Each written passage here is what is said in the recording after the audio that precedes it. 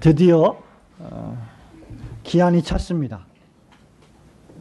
드디어 운명의 시간이 다가왔습니다. 드디어 다니엘이 왕에게 불려가서 왕 앞에 서게 된 것입니다. 다니엘서 강해 설교를 지난 세 차례 들었다면 제가 지금 무슨 말을 하고 있는지 여러분이 잘 알고 계실 것입니다. 군의장관 아리옥이 다니엘을 데리고 황급히 왕 앞에 들어갔습니다. 그렇지 않으면 모든 바벨론에 있는 점성술사와 술객들이 하루아침에 떼죽음을 당해야 했을 것이기 때문입니다. 이제 다니엘이 호언장담한 대로 느부갓네살 왕이 꾼 꿈을, 그 왕조차 그 내용이 무엇인지 모르는 그 꿈을 말해주지 못하면 영락없이 다니엘은 죽은 목숨입니다. 더 이상 시간을 끌 수도 없는 노릇입니다. 그 절체절명의 순간에 다니엘은 입을 열어서 놀랍게도 왕이 꾼 꿈의 내용을 말하기 시작합니다. 31절에서 왕이여 왕이 한 큰 신상을 보셨나이다. 그 신상이 왕 앞에 섰는데 크고 광채가 찬란하며 그 모양의 심히 두려우니 라고 한 것이 바로 그것입니다. 느부갓네살 왕이 꾼 이 꿈의 내용이 35절까지 기록되어 있고 36절부터 45절까지는 이 꿈의 해석에 대한 기록입니다.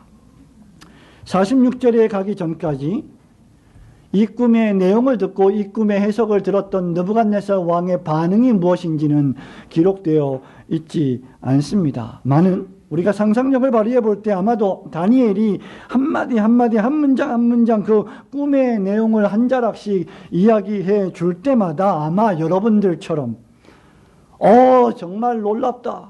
무릎을 탁 치면서 그래 이제 기억이 난다.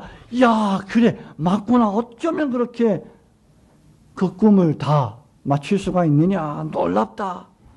재주가 뛰어나다. 아마 여러분 말대로 하면 거참 용하다. 이런 말을 했을 것입니다. 하지만 그것도 잠시 그 꿈을 말해 주었지만 그 꿈이 무엇을 의미하는지 그 꿈에 대한 의미를 해석해 주지 못했다고 한다면 그건 역시 죽은 목숨이었을 것입니다. 그런데 다니엘은 36절부터 그 꿈의 내용뿐만 아니라 그 꿈이 무엇을 의미하는지 그 꿈의 해석까지 술술 말해버리는 것입니다. 참으로 놀라운 일이 아닐 수 없습니다. 바벨론의 모든 노련하고 숙련된 마술사들, 점성술사들, 술객들이 해내지 못하는 일을 이 어린 다니엘이 해내었던 것이죠. 물론 이는 우리가 이미 지난주에 살펴본 바와 같이 다니엘이 이 절체절명의 순간에, 이 고난과 고통의 순간에, 이 생명이 위협받는 순간에 하나님께 기도했고 친구들과 함께 무릎을 꿇었고 하나님께서 다니엘을 긍휼히 여기사 그에게 꿈과 해석을 보여주셨기 때문입니다. 그렇다면 하나님께서는 왜 느부갓네살 왕에게 이런 꿈을 꾸게 하셨고 이 꿈의 해석을 다니엘에게 알려주게 하신 이유는 과연 무엇일까? 그것은 다니엘서 전체의 이유이기도 합니다. 오늘 아침에 이 꿈의 해석에 담긴 하나님의 뜻을 살펴보면서 함께 깨닫고 함께 하나님의 말씀에 은혜 나누기를 소원합니다.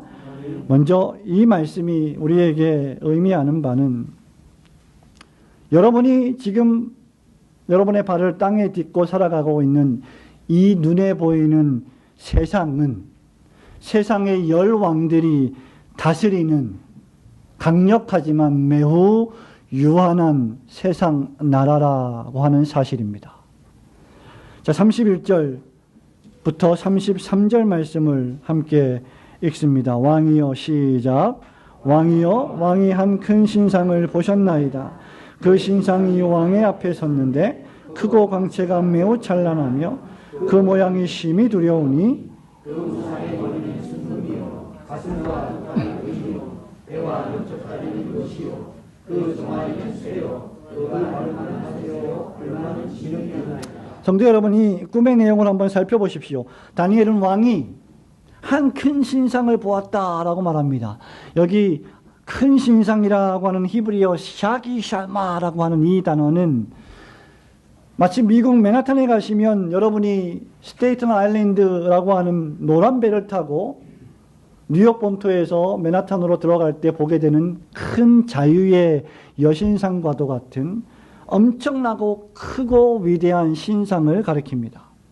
그런데 이 신상의 머리가 순금으로 되어 있고 가슴과 두 팔은 은으로 되어 있다고 했고 넓적다리는 놋그릇처럼 놋으로 되어 있고 종아리는 쇠고 또 발의 얼마는 쇠요 진흙이었다라고 묘사하고 있습니다. 자, 한번 상상해 보십시오. 여러분 앞에 수십 미터가 되는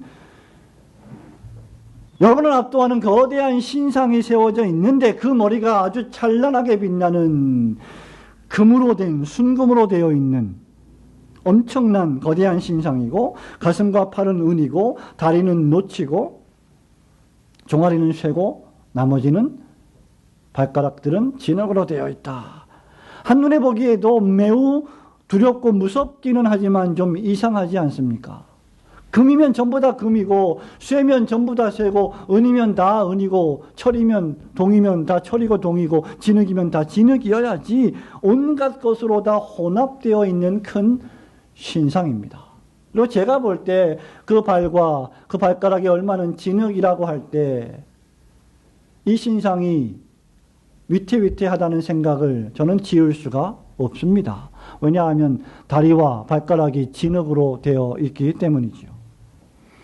하나의 신상이 여러 부분으로 구성되어 있고 특히 금에서 은으로, 은에서 놋으로, 놋에서 진흙으로 위에서 아래로 내려오면 내려올수록 그 가치가 떨어지고 있습니다. 거두절미하고 이 신상에 대한 많은 해석들이 있지만 이 신상은 이 세상에 다양하고 강력한 오고 오는 모든 세대들을 통치했던 나라들을 가리키고 있습니다. 다니엘은 이것을 가리켜서 우선 44절에 보니까 뭐라고 말합니까? 이 여러 왕들의 시대라고 했습니다. 여러 왕들이 통치하는 시대, 여러 왕들이 통치하는 나라라고 하는 것입니다. 우선 금머리는 지금 다니엘이 해석하고 있는 것처럼 바벨론의 느부갓네살 왕과 이 왕이 통치하는 바벨론 대제국을 가리킵니다. 그리고 둘째 가슴과 두 팔에 은은 왕보다 못한 다른 나라가 될 것입니다. 그리고 역사상 이 나라는 성경의 메데와 바사라고 하는 미디안과 페르시아 대제국을 의미했습니다. 바벨론 제국은 미디안과 페르시아 제국에 의하여 침략을 당했고 멸망을 당했던 것을 여러분은 역사를 통하여 알고 계십니다. 셋째, 다리가 녹과 같은 나라는 그리스 대제국을 가리킵니다. 마지막으로 넷째 나라인 쇠와 진흙은 전 세계를 속국으로 두었던 다양한 민족과 나라들을 정복했던 로마 대제국을 가리키고 있습니다. 이 나라들은 역사상 실제했던 나라들로서 한 시대를 제패하고 한 시대를 풍미하며 그 시대의 온 세상을 통치했던 나라들입니다. 마치 오늘의 미국처럼, 마치 오늘의 러시아처럼 전 세계를 양분하여 통치하고 있는 나라와 같은 대제국을 가리키는 나라들의 모습이죠. 그러나 성도 여러분, 오늘날 다니엘이 속국으로 끌려갔던, 다니엘이 포로로 끌려갔던, 그래서 그 아래에서 신음하며 그 아래에서 숨죽이며 하나님을 섬겨야 했던 그 처참한 시대를 살아갔던 다니엘을 통치하던 그 바벨론 제국이 어디에 있습니까?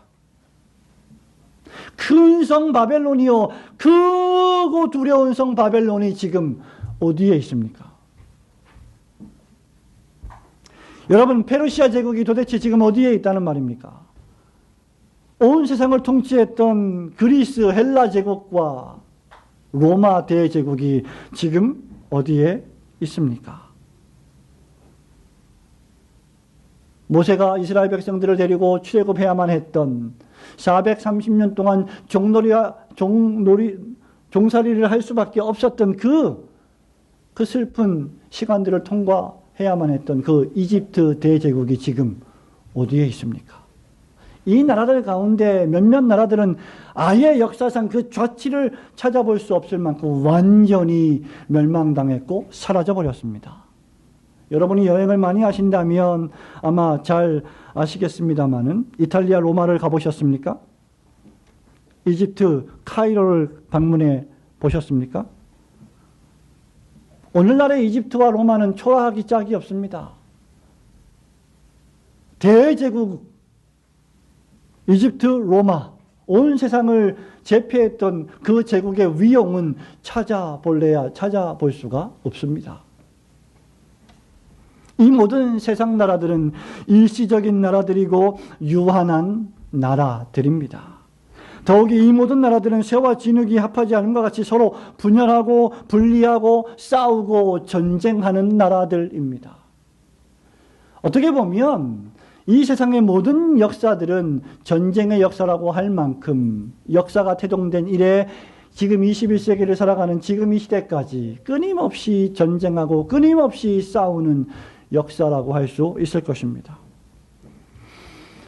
성도 여러분, 하나님께서 오늘도 변함없이 세상 역사를 통치하고 계신다는 사실을 여러분 보고 싶으십니까? 믿고 싶으십니까? 눈을 들어서 세상 역사를 살펴보십시오. 헤로도투스의 역사를 읽어보시고 온 세상의 전쟁의 역사를 읽어보십시오. 이 세상에 영원한 나라는 존재하지 않습니다. 이 세상에 영원한 정부는 존재하지 않습니다. 우리가 발을 붙이고 살아가는 이 세상 나라는 왔다가 살다가 역사 속에 사라지고야 마는 나라들입니다. 마치 여러분이 와서 태어나서 살다가 죽는 것처럼 나라들 역시 민족들 역시 와서 살다가 사라지고야 마는, 오늘 본문의 말씀처럼 산산조각 나서 깨어져서 바람에 나는 겨와 같이 어디에 있는지 모르는 그런 나라들이라는 것입니다. 나라들은, 제국들은, 대통령들은, 왕들은 평화를 말합니다. 그들은 과학을 말합니다. 그들은 교육을 말합니다. 그들은 진보를 말합니다. 그들은 발전을 말합니다. 그들은 교양을 말합니다. 그러나 그들은 끊임없이 전쟁했고 끊임없이 왔다가 살다가 사라지고 맙니다. 마치 영원히 살 것처럼 호언하고 장담하지만 그 어떤 제국의 왕도, 그 어떤 나라도, 그 어떤 과학자도 영원히 사는 존재는 없었습니다. 그들은 스스로도 구원하지 못하고 죽고야만은 무능력하고 무기력한 존재들일 뿐입니다. 왜냐하면 하나님께서 그들을 세우시고 하나님께서 그들을 폐하시기 때문입니다. 하나님께서 나라를 심기도 하시고 나라를 뽑기도 하시기 때문입니다. 나라의 운명이 하나님의 전능하신 주권에 달려 있기 때문입니다. 우리 함께 다니엘서 2장 20절 21절을 읽기를 원합니다. 다니엘서 2장 20절 21절입니다. 시작. 다니엘이 말하여 이르되 영원부터 영원까지 하나님의 이름을 찬송할 것은 지혜와 능력이 그에게 있음이로다. 그는 때와 계절을 바꾸시며 왕들을 폐하시고 왕들을 세우시며 지혜자에게 지혜를 주시고 총명한 자에게 지식을 주시는도다. 믿으시기를 축원합니다. 나아가 이 나라들은 마침내 멸망하고야 말 나라들입니다. 다니엘은 계속해서 한 거대한 돌이 나와서 신상의 새와 진흙의 발을 쳐서 부수어뜨린다고 했습니다. 이 세상 나라는 제 아무리 강대하게 보이고 제 아무리 화려하게 보이고 제 아무리 매력적으로 보인다 할지라도, 그래서 여러분들이 혹시라도 가끔씩 이 나라에서, 이 세상 사회에서, 이 상류 사회에서 같이 끼어들어서 살아가고 싶다고 하는 유혹을 받는다 할지라도 절대로 영원한 나라가 아님을 명심하셔야 합니다. 그러므로 이 사실은 우리 그리스도인들이 이 땅에 발을 붙이고 살되 너무 과도하게 이 세상에 집착해서는 안 된다는 것을 교훈해 줍니다. 따라서 이 세상 나라가 하나님의 통치 아래에 있는 유한한 나라이며 하나님의 백성된, 하나님의 자녀된 여러분들은, 우리의 시민권이 하늘에 있음을 깨닫고 다가올 하나님의 나라를 고대하며 살아가시는 성도들이 되시기를 주님의 이름으로 축원합니다. 눈에 보이는 이 세상 나라가 영원하지 않다는 사실은 반대로 눈에 보이지 않지만 영원한 나라가 있다는 사실을 우리에게 암시해 줍니다. 그것이 바로 하늘의 하나님께서 세우시는 나라이며 하늘의 하나님께서 세우시는 나라는 세상 나라와 달리 영원한 나라가 될 것이라는 사실입니다. 그리고 이것이 바로 우리 신자들의 유일한 소망이요 위로가 되어야 할 것입니다. 성도 여러분, 2장 44절 45절 말씀을 함께 읽습니다. 이 여러 왕들의 시대에 시작. 이 여러 왕들의 시대에 하늘의 하나님이 한 나라를 세우시니 이것은 영원히만 그 아니할 것이요 그 국권이 다른 백성에게로 돌아가지도 아니할 것이요 도리어 이 모든 나라를 쳐서 멸망시키고 영원히 설 것이라. 손대지 아니한 돌이 산에서 나와서 쇠와 녹과 진흙과 은과 금을 부서뜨린 것을 왕께서 보신 것은 크신 하나님이 장래일을 왕께 알게 하신 것이라. 이 꿈은 참되고 이 해석은 확실하니이다 하니. 아멘. 성도 여러분, 이 열왕의 세상 나라에서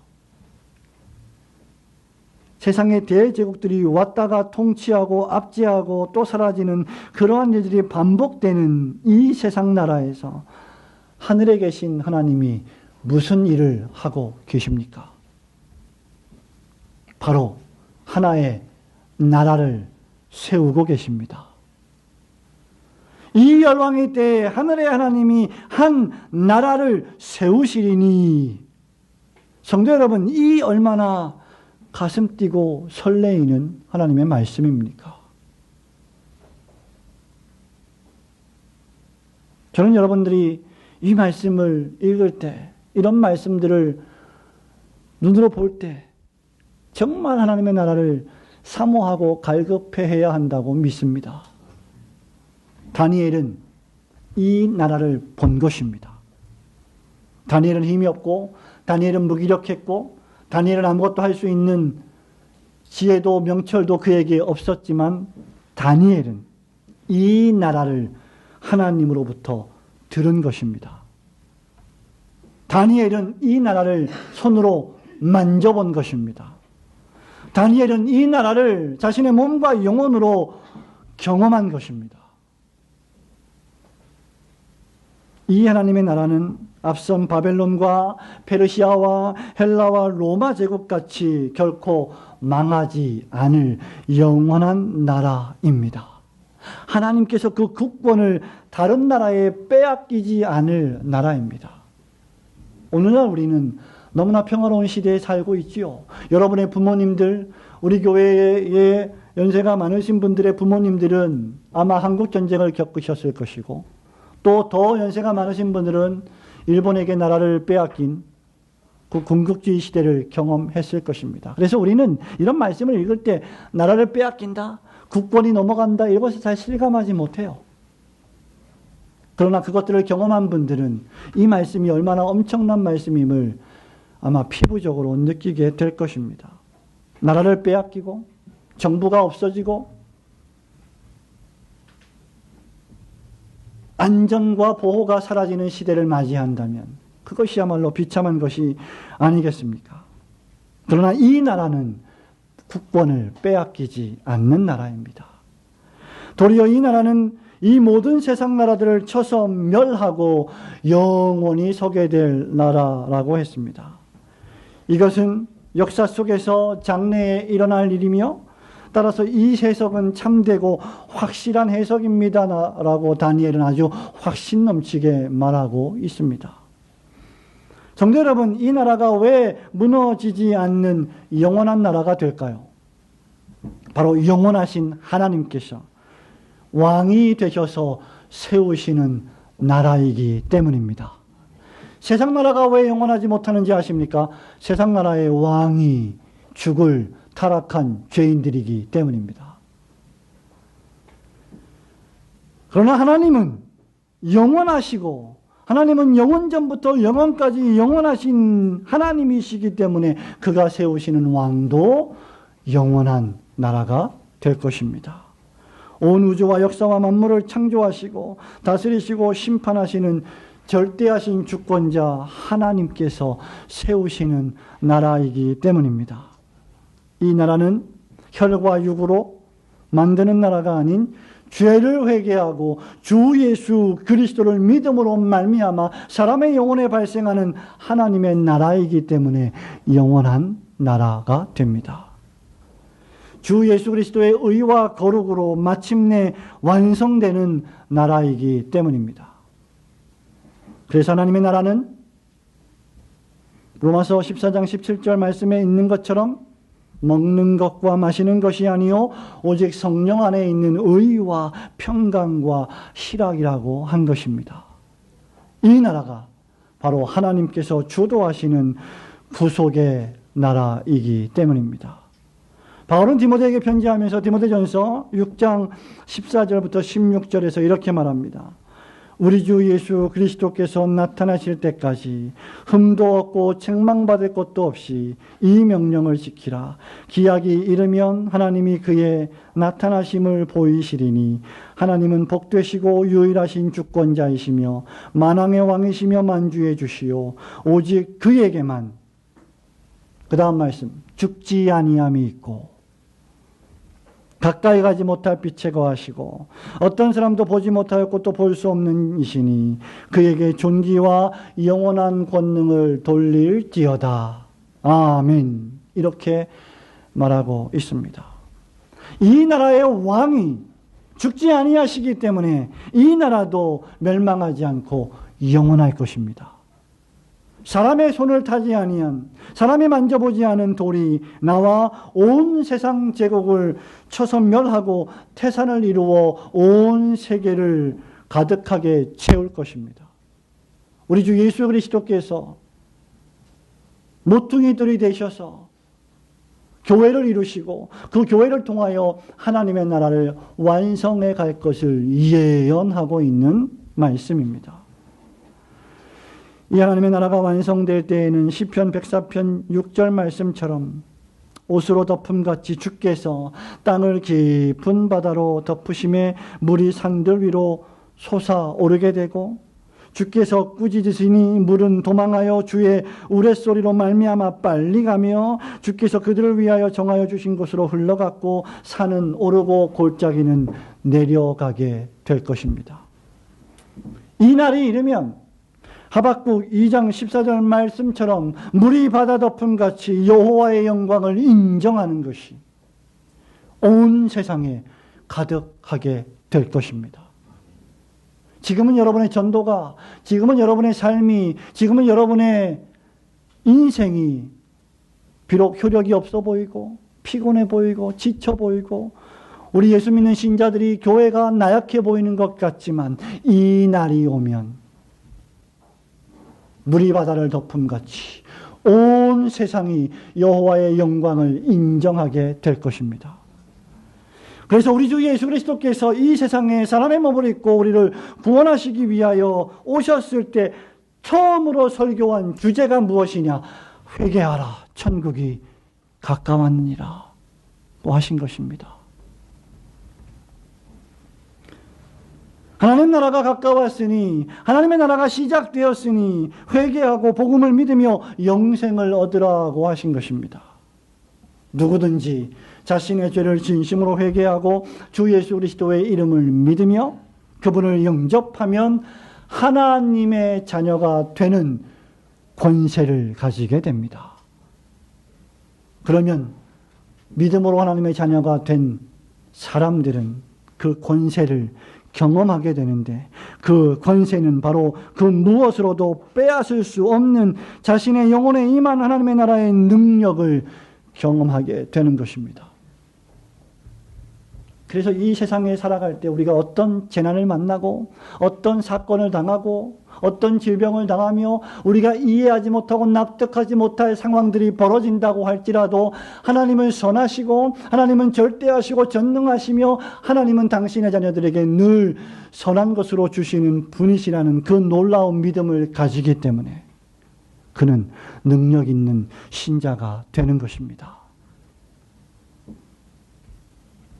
그래서 히브리서 11장의 모든 믿음의 영웅들이 바로 이 하나님의 나라를 경험했기 때문에 믿음으로 고난을 견디고 믿음으로 인내하고 믿음으로 사자의 밥이 되고 믿음으로 칼에 목베임을 당하고 믿음으로 톱에 견을 당하는 것을 참았던 것입니다.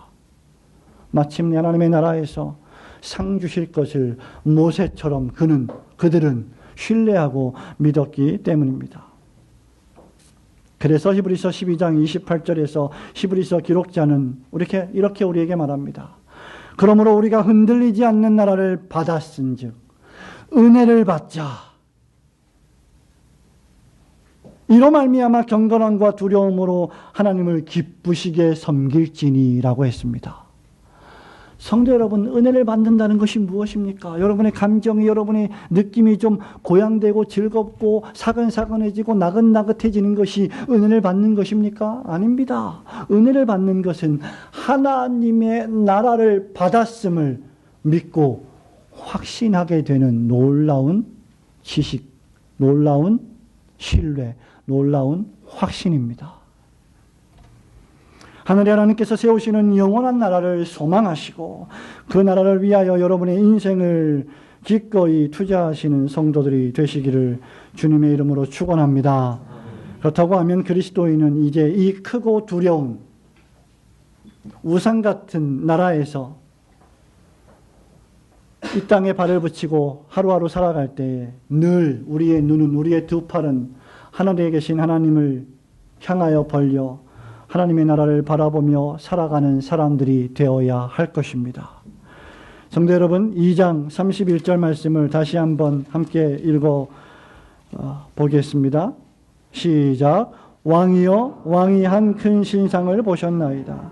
그 신상이 왕의 앞에 섰는데 크고 광채가 매우 찬란하며 그 모양이 심히 두려우니. 36절도 읽습니다. 시작.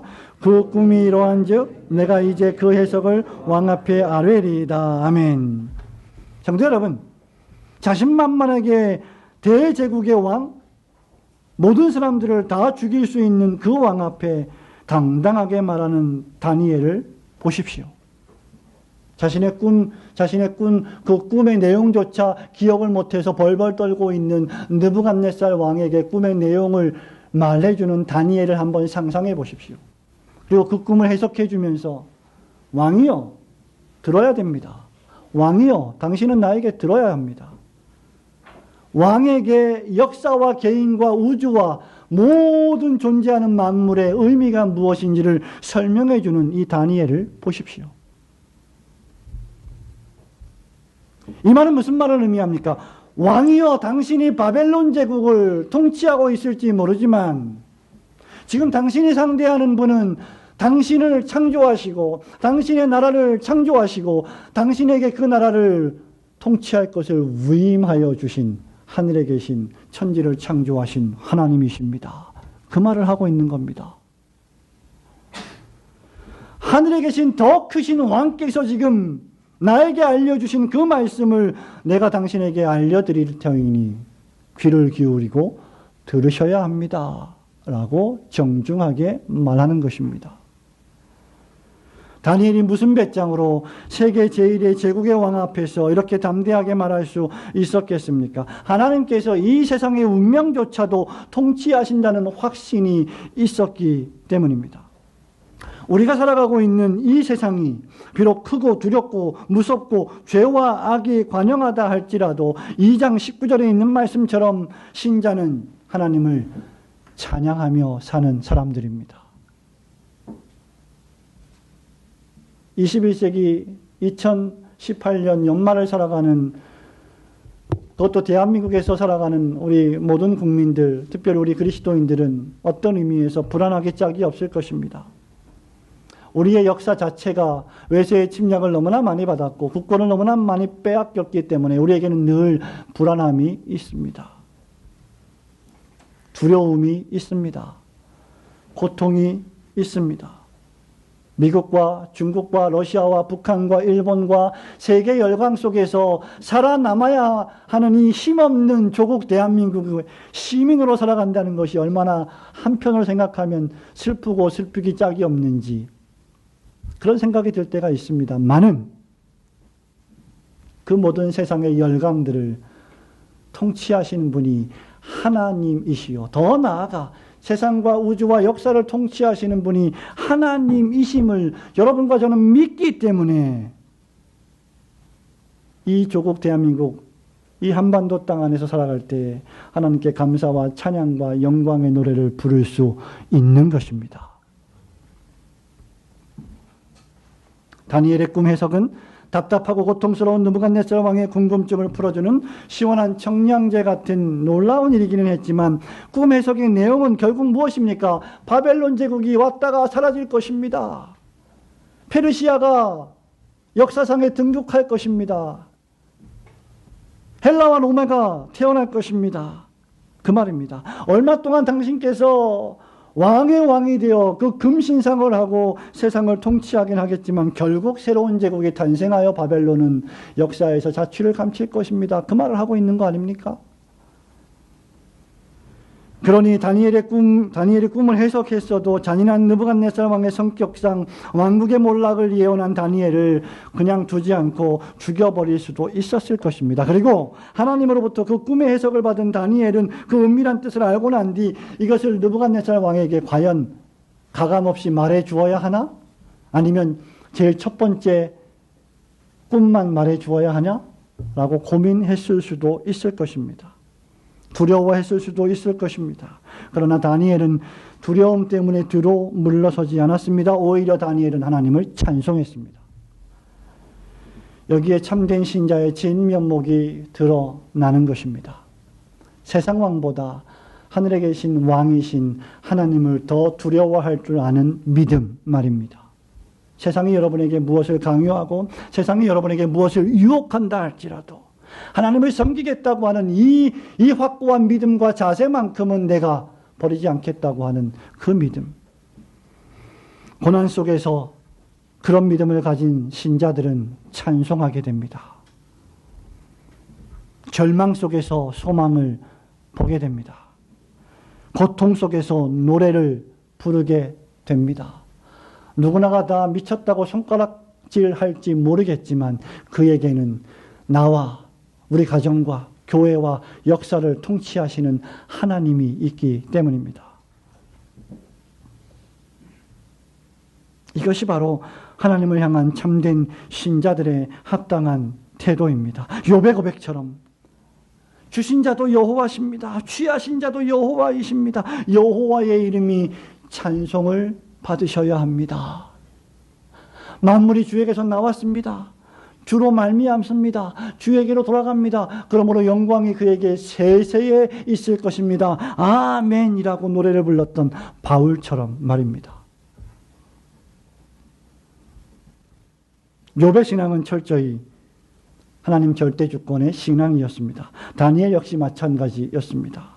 다니엘이 하나님을 어떻게 묘사하는지 보십시오. 2장 21절입니다. 우리가 읽은 말씀, 그는 때와 계절을 바꾸시며 왕들을 폐하시고 왕들을 세우시며 지혜자에게 지혜를 주시고 총명한 자에게 지식을 주시는도다. 비록 다니엘이 생명의 위협을 당하고 심지어 죽임을 당한다 할지라도 다니엘은 이것을 믿었습니다. 하나님께서 한치의 오차도 없이 세상을 통치하고 있다는 사실을 말합니다. 따라서 예배하는 신자는 생각해야 합니다. 내가 왜 이 땅에 살고 하나님으로부터 어떤 부르심을 받았는지 말입니다. 다니엘은 하나님께로부터 꿈을 해석하는 재능을 부여받아 그것을 자신의 신앙을 지키고 하나님께 영광을 돌리는 일에 귀하게 사용했습니다. 눈에 보이는 이 세상은 보이지 아니하시는 하나님께서 만드신 세상입니다.